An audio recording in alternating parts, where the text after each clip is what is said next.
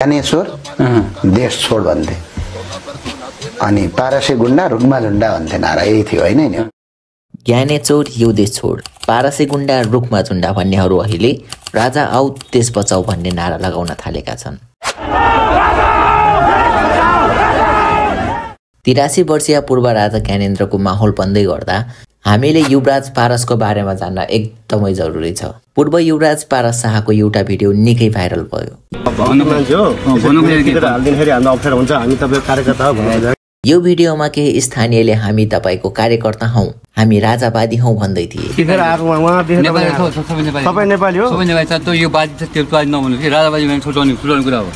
यो वादी त्यो वादी नभन्नुस्, हामी सबै नेपाली हौ।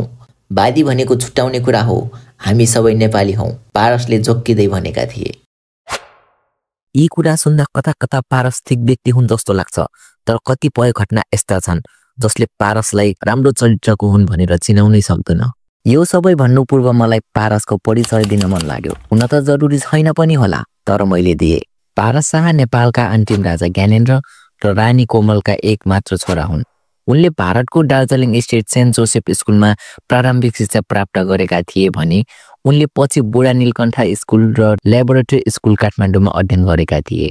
2058 को दरबार हत्याकाण्डबाट तत्कालीन राजा वीरेन्द्रको मृत्यु भए पश्चात ज्ञानेन्द्रले राजगद्दी सम्हालेका थिए। उनलाई 2058 साल कार्तिक 10 विजयादशमीको दिन नेपाल अधिराज्यको श्री 5 युवराज सिराज घोषित गरिएको थियो। पारस शाहको विवाह हिमानी राजा लक्ष्मी देवी शाहसँग विक्रम सम्वत 2056 साल माघ 11 गते भएको थियो। छरिएर रहेका 2224 राज्यलाई एकीकृत गरी एउटै राष्ट्र बनाएका राष्ट्र निर्माता पृथ्वीनारायण शाहको सन्तान हुन् पारस। यस्तो भन्दा पनि गर्व लाग्छ, तर पारसले गरेका हरकतलाई निहाल्ने हो भने शाह वंशकै बेइज्जत गरेका छन् पारसले। अब पारस कसरी यस्तो भयो भनेर पनि चर्चा गरौँ। परबिन गुरुङ हत्याकाण्ड 22 श्रावण 2057 नरायणहिटी दरबारको दक्षिणी गेटबाट एउटा गाडी निस्किन्छ।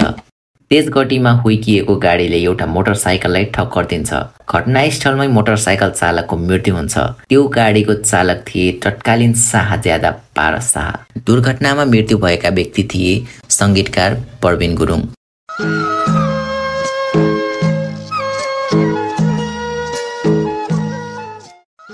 यो दाजुको मिरमिरे आँखा जस्तो लोकप्रिय गीतका संगीतकार परबिन गुरुङको मृत्यु भएपछि शाहज्यादा पारसलाई जोगाउन दरबार कसरी लाग्यो? मैले देखेको दरबार पुस्तकमा दरबारका तत्कालीन सचिव विवेक शाहले खुलाएका छन्। सैनिक सचिव शाहले घटनाबारे राजा वीरेन्द्रलाई खबर गरेपछि उनले भाइ ज्ञानेन्द्रलाई फोन गर्न भनेका रहेछन्। त्यसपछि शाहले तत्कालीन अधिराजकुमार ज्ञानेन्द्रलाई फोन गरेर घटनाबारे बताएका रहेछन्। ज्ञानेन्द्रले छोरा पारसले गरेको घटनाबारे अनभिज्ञ रहेको उल्लेख गरे र म बुझेर फोन गर्छु भन्ने हुकुम अधिराजकुमार ज्ञानेन्द्रबाट भयो।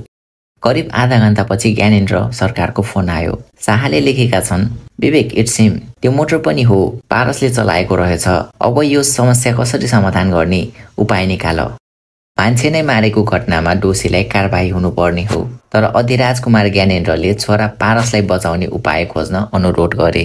त्यसपछि खड्क बहादुर भुजेल नामका नक्कली ड्राइभरलाई खडा गरियो र पारसलाई उन्मुक्ति दिइयो। शाहज्यादा पारसले चलाएको गाडीबाट संगीतकार गुरुङको हत्या भएको वर्ष दिन नपुग्दै 19 जेठ 2058 राजदरबार हत्याकाण्ड भयो, जसमा वीरेन्द्रको पुरै वंश नै नाश भयो।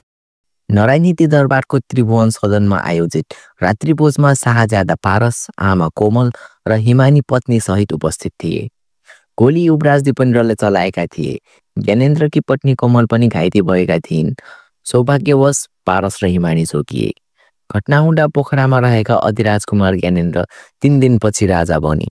राजा वीरेन्द्रको वंश नै नाश, तर ज्ञानेन्द्रको परिवार सुरक्षित हुनुले दरबार हत्याकाण्डमा पारसको हात रहेको सबै नेपालीले शङ्का गरे। परबिन गुरुङको हत्या प्रकरणमा शाहज्यादा पारसलाई कारबाही गर्न माग गर्दै तत्कालीन नेकपा मालेका भातृ संगठनले 5 लाख हस्ताक्षर सहित ज्ञापन पत्र नै बुझाएको थियो। दरबारले प्रारम्भिक रेस्पोन्स पनि गरेको थियो, तर पारसलाई कारबाही गर्नुको साथो नक्कली ड्राइभर खडा गरेर उन्मुक्ति दिइयो। परबिन गुरुङ प्रकरणमा जसरी नक्कली ड्राइभर खडा गरेर पारसलाई जोगाइएको थियो, त्यसै गरी दरबार हत्याकाण्डमा पनि युवराज दिपेन्द्रलाई दोषी दिएर उनलाई उन्मुक्ति दिन खोजेको भन्ने आशंका सबै नेपालीको थियो। यही कारण होला धेरै नेपालीले ज्ञानेन्द्रलाई राजा र पारसलाई युवराज स्वीकार गर्न सकेका थिएनन्। परबिन गुरुङको हत्याकाण्ड मात्र होइन, पारसको हरकतबाट त्यस अघि पनि थुप्रै पटक सर्वसाधारणहरू पीडित भइसकेका थिए।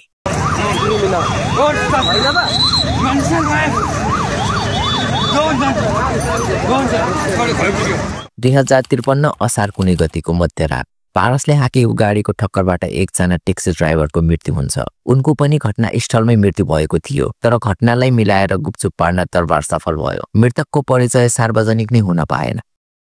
यसको 8 महिनापछि 19 माघ 2053 मा पारसले राजधानीको 2 ठूलो होटलमा ताण्डव नै मचाए। सोल्टी होटलको अडियो भिडियो हलमा सहयोगी सहित पुगेका उनका विटण्डता रोक्न खोज्ने फ्लोर म्यानेजर गोविन्द वर्धनलाई उनले पिस्टोल ताक्दै बाहिर निस्किए। त्यहाँबाट निस्किसकेपछि बानेश्वरको एभरेस्ट होटलतर्फ लागेका पारसले त्यहाँ पनि उस्तै रणाको मचाए।